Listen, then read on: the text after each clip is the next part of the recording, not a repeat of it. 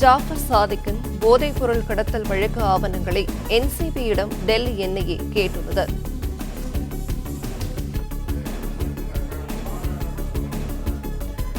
ஜாஃபர் சாதிக்கின் போதைப் பொருள் கடத்தல் வழக்கு ஆவணங்களை என்சிபியிடம் டெல்லி என்ஐஏ கேட்டுள்ளது.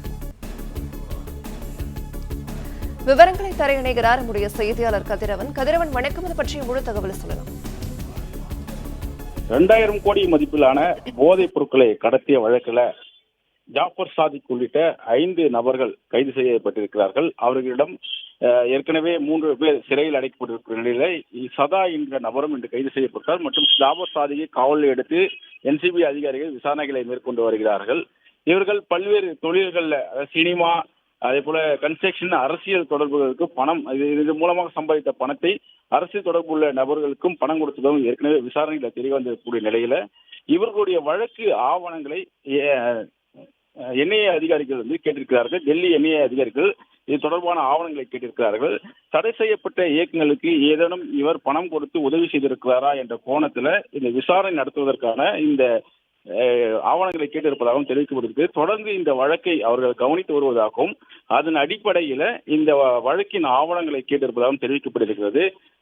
இவர்களிடமிருந்து பெறக்கூடிய இந்த ஆவணங்கள், அதாவது வங்கி பணவர்த்தனை ஆவணங்களை ஆய்வு செய்த பின்பாக தடை செய்யப்பட்ட இயக்கங்களுக்கு இவர் பணம் கொடுத்தது உறுதியானால் என்ஐஏ சார்பில் வழக்கு பதிவு செய்து இதனை அவர்கள் கையெடுத்து விசாரணை நடத்துவார்கள் என்றும் அதிகாரி தரப்பில் தெரிவிக்கப்பட்டிருக்கிறது.